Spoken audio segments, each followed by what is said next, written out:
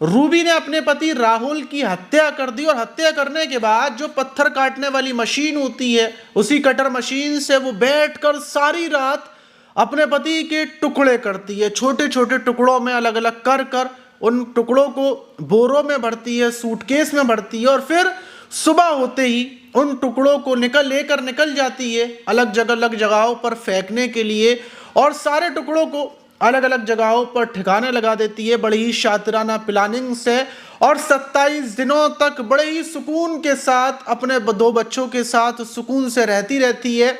दूसरी तरफ सबसे ज्यादा अपने पति की खोज भी वही कर रही थी, लेकिन किसी को भी कानो कान खबर नहीं थी कि जो पति को ढूंढ रही है उसी ने पति की हत्या कर लाश के टुकड़े कर बड़ी ही शातिराना प्लानिंग से ठिकाने लगा दिया है। दूसरी तरफ टुकड़े पुलिस को मिल भी जाते हैं और ये शिनाख्त भी करने जाती है, लेकिन सब कुछ होता है लेकिन फिर भी पुलिस इसको नहीं पकड़ पाती क्योंकि प्लानिंग बड़ी ही शातिराना थी। लेकिन सिर्फ एक गलती, एक छोटी सी गलती की वजह से जो इसने कत्ल के बीच में कर दी थी, उस गलती की वजह से ये पुलिस के पकड़ी जाती है।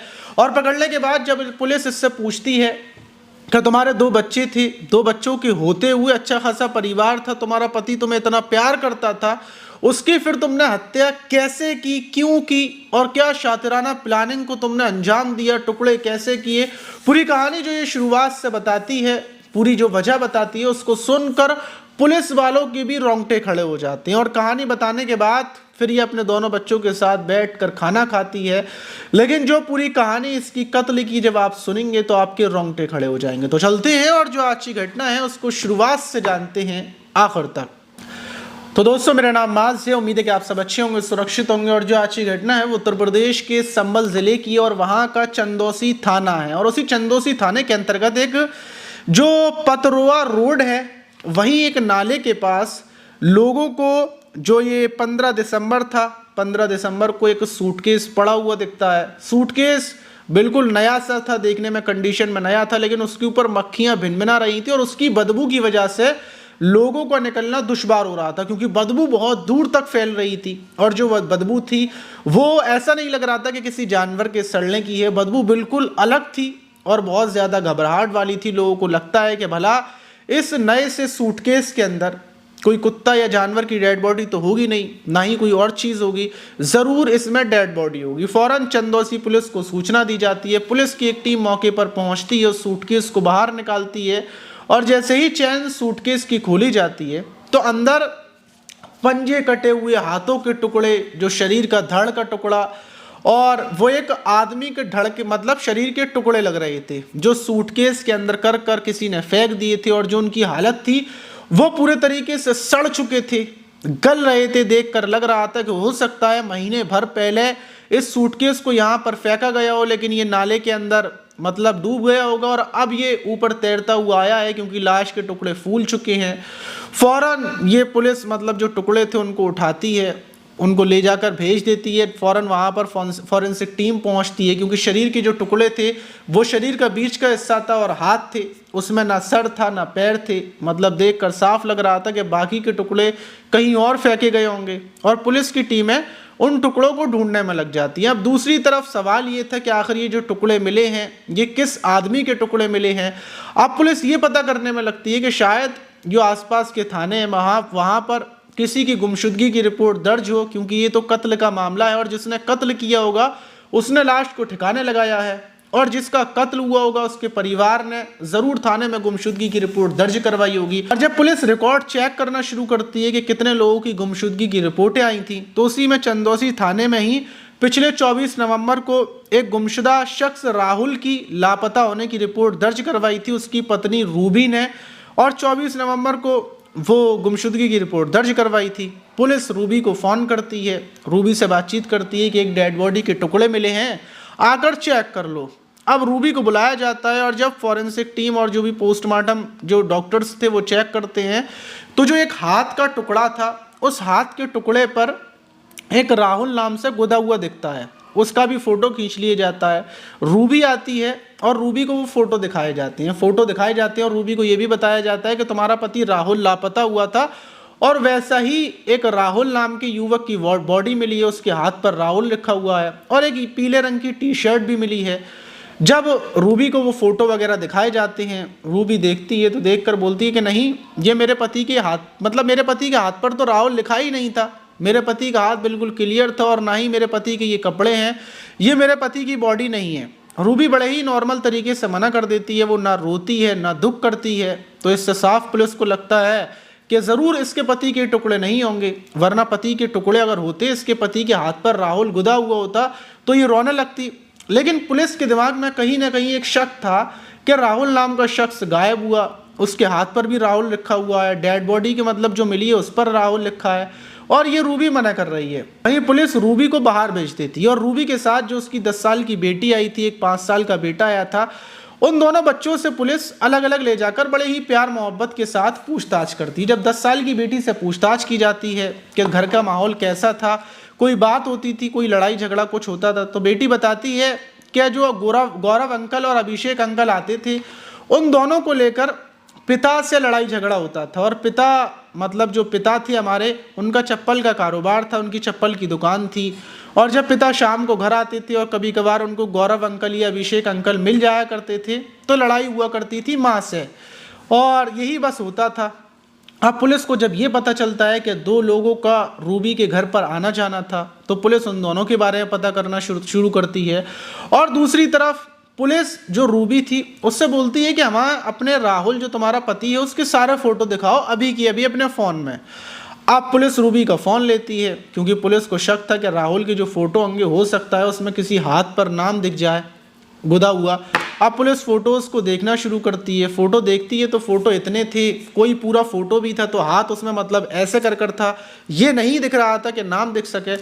पुलिस स्लाइडिंग कर फोटो देख रही थी कि उसी बीच एक फ़ोटो आता है और उस फोटो में राहुल पीले रंग की टी शर्ट पहना हुआ था और वही वो टी शर्ट थी जो डेड बॉडी के पास, टुकड़ों के पास पड़ी हुई मिली थी। फौरन पुलिस वो फोटो दिखाती है रूबी को, बोलती है कि ये टी शर्ट राहुल पहना हुआ है और यही टी शर्ट बॉडी के साथ मिली है और तुम पहचानने से इनकार कर रही हो।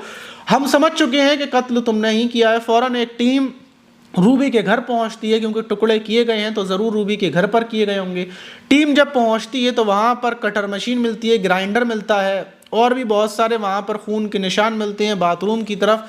और कुल मिलाकर ये साबित हो जाता है कि रूबी ने ही अपने पति के टुकड़े किए थे। जब रूबी से सख्ती से पूछताछ की जाती है तो रूबी टूट जाती है, लेकिन उसके चेहरे पर कोई शिकन नहीं थी, ज़रा सा भी अफसोस नहीं था। वो बोलती है कि मैं एक गलती की वजह से पकड़ी गई और अब मैं बताती हूँ कि हाँ, मैंने ही अपने पति राहुल की हत्या की। पुलिस हैरान थी, घर में 2 बच्चे थे और दोनों बच्चों के होते हुए तुमने अपने पति की हत्या कर दी, उसके कटर मशीन से टुकड़े कर दिए और टुकड़ों को कहाँ कहाँ ठिकाने लगाया है वो बताओ।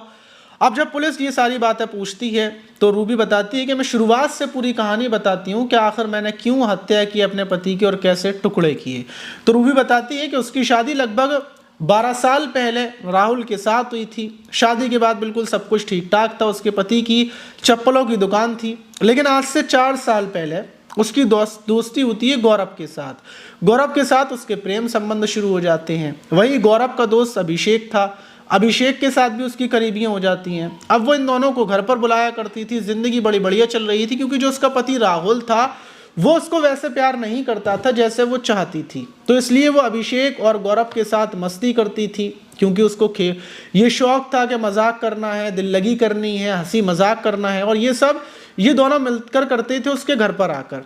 सब कुछ ऐसा ही चल रहा था और अब आकर राहुल बीच में रोड़ा बनने लगा था, लेकिन वो इन चीज़ों को इग्नोर कर रही थी और वक्त तो चलता जा रहा था। वहीं 18 नवंबर की रात लगभग 9 बजे का टाइम था। ये जो गौरव है इसको उसने घर पर बुलाया हुआ था, बच्चे उसके सो गए थे और ये गौरव के साथ कमरे के अंदर आपत्तिजनक हालत में थी, संबंध बना रही थी कि उसी बीच इसको एहसास होता है कि घर के अंदर कोई आ चुका है और ये घबरा कर जब तक उठती है तो पता चलता है कि जो राहुल है वो कमरे में आकर इन दोनों को आपत्तिजनक हालत में देख लेता है। देखने के बाद वो गुस्से में आग बबूला हो जाता है, वो रूबी के ऊपर टूट पड़ता है और वो बोल देता है कि आज तलाक और सारी चीज़ों का फैसला हो जाएगा, मैं बर्दाश्त नहीं करूँगा चाहे कुछ हो जाए, और वो मुझे मारने लगता है।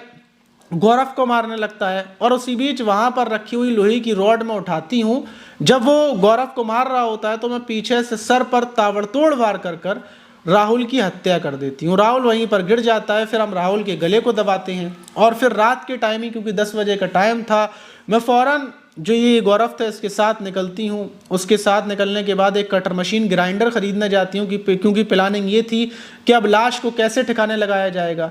इसलिए ग्राइंडर मशीन लेकर घर पर आती हूँ और फिर मैं गौरव के साथ बैठकर बाथरूम में डेड बॉडी को ले जाती हूँ और रात को ही टुकड़े करना शुरू करती हूँ। क्योंकि रात मतलब बच्चे कमरे में सोए हुए थे, बच्चे एक दो बार उठते भी हैं, लेकिन मैं उनको सुला देती हूँ, कुंडी बाहर से लगा देती हूँ और फिर रात भर मैं टुकड़े करती हूँ। फिर मेरे एक सूटकेस रखा हुआ था, एक बोरा रखा हुआ था, उसको निकालती हूँ।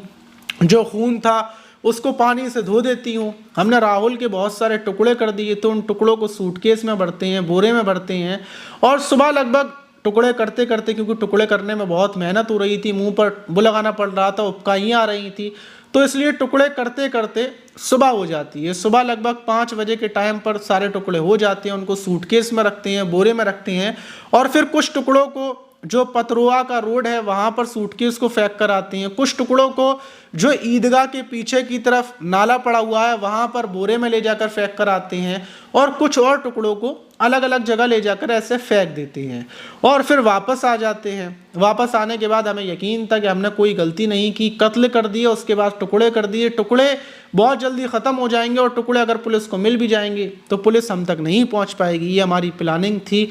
लेकिन हम हाथ पर लिखा हुआ नाम उसको मिटाना भूल गए और जो टी शर्ट थी उस टी शर्ट को भी निकालना भूल गए और यही हमारी सबसे बड़ी गलती थी।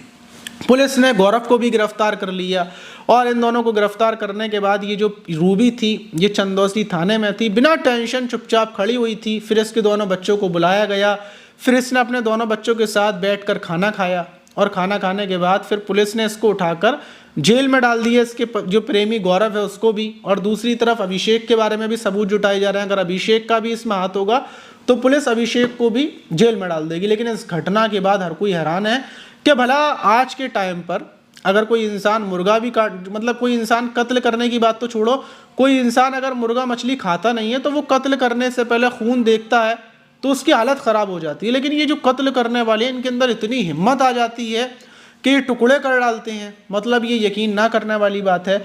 लेकिन फ़िलहाल में ऐसी बहुत सारी घटनाएं निकल कर आ रही हैं कि अगर अब पहला विरोध होता था तो ये होता था कि पत्नियां अपने पति को छोड़ देती थी, लेकिन अब छोड़ती नहीं है बल्कि मार कर लाश को ठिकाने लगा देती हैं और जो प्रॉपर्टी पैसा सब कुछ होता है उसको हड़पने की कोशिश करती हैं। अगर आपको कभी भी अपनी पत्नी या प्रेमिका के बारे में पता चले तो आप फ़ौरन उससे हाथ जोड़ लें, उससे दूर हो जाएं। अगर आपकी प्रेमिका ये बोलती है कि उससे गलती हो गई, वो अंधी हो चुकी थी, तो गलती कभी किसी से नहीं होती। इंसान जानबूझकर खुशी के साथ बहुत सोच समझकर दूसरे के साथ रिलेशनशिप में आता है।